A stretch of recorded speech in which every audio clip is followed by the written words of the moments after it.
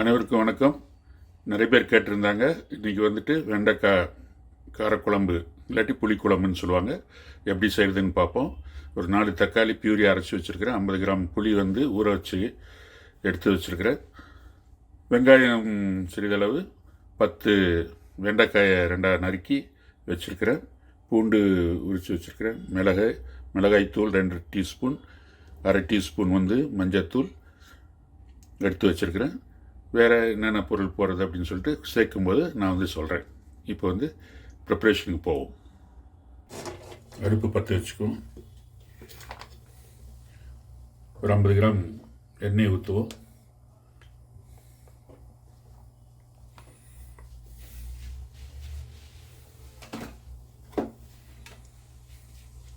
எண்ணெய் காஞ்சோன்னு வெண்டைக்காய் நல்லா வதக்கி எடுத்து வச்சுக்கணும். எண்ணெய் காஞ்சிடுச்சு. இப்போ வெண்டைக்காயை போட்டு வதக்கி எடுத்து வச்சுக்குவோம்.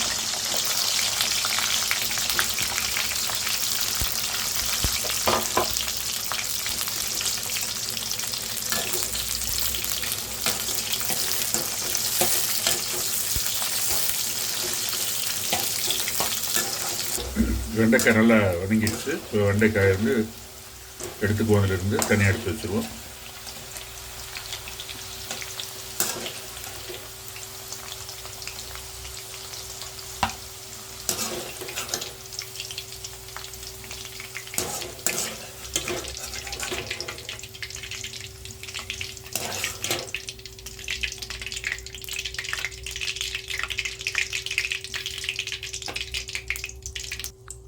இப்போ குழம்பு தாளிச்சுக்கலாம்.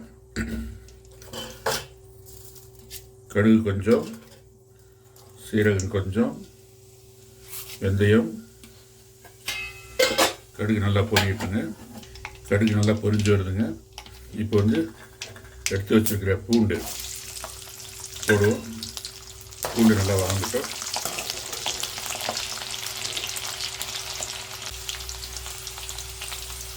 சின்ன பூண்டு உரித்து வச்சுருக்கிறேன். ஒரு 10-15 பூண்டு உரித்து வச்சுருக்கிறேன்.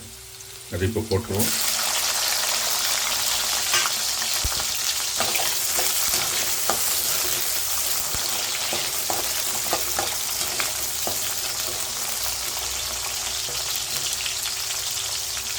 பூண்டு நல்லா வேகணும். இந்த ஸ்டேஜில் கொஞ்சம் பெருங்காயம் சேர்த்துக்குவோம். கூடவே கருவேப்பிலை சேர்த்துக்குவோம். நல்லா கிளறி விடுவோம்.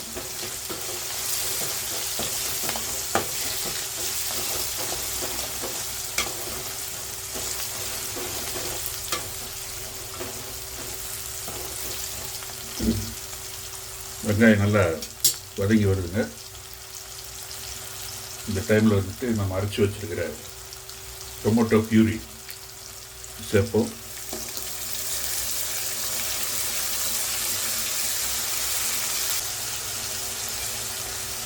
நல்லா கிளறி விடுவோம்.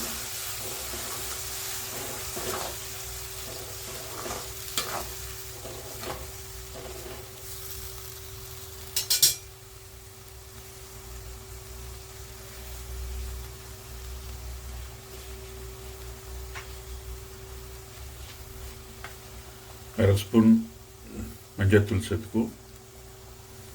2 ஸ்பூன் காஷ்மீரி சில்லி, 2 ஸ்பூன். நல்லா கிளறி விடுவோம்.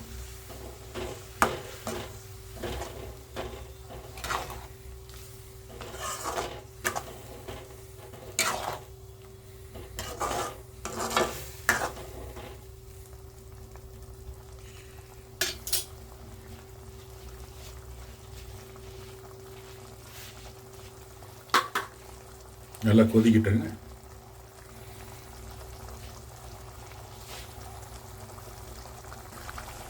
நல்லா கொதிச்சு வருதுங்க. இது கூட வீட்டில் இருக்கிற சாம்பார் பொடி, கடையில் கூட விற்கும் சாம்பார் பொடி ஒரு டீஸ்பூன் சேர்த்துக்கலாம். நல்ல வாசனையாக மணமாக இருக்கும்.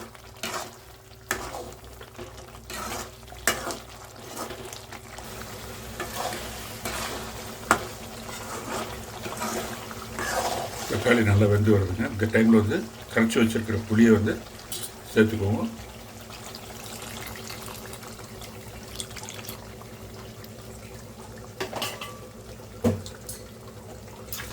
தேவையான அளவு உப்பு சேர்த்துக்குவோம்.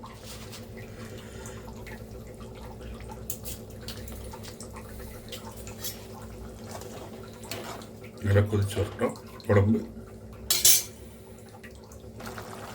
கொதிச்சு வருதுங்க. இந்த ஸ்டேஜில் வந்து வெண்டைக்காய் சேர்த்துக்குவோம்.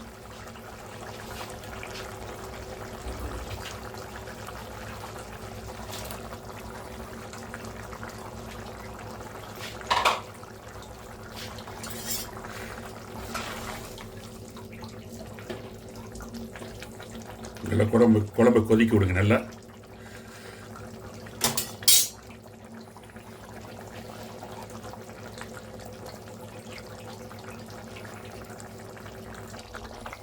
நல்லா கொதிச்சு வரட்டுங்க. இந்த டைமில் மேலே லேசாக வந்து கருவேப்பிலையை நல்லா தூவி விடணும்.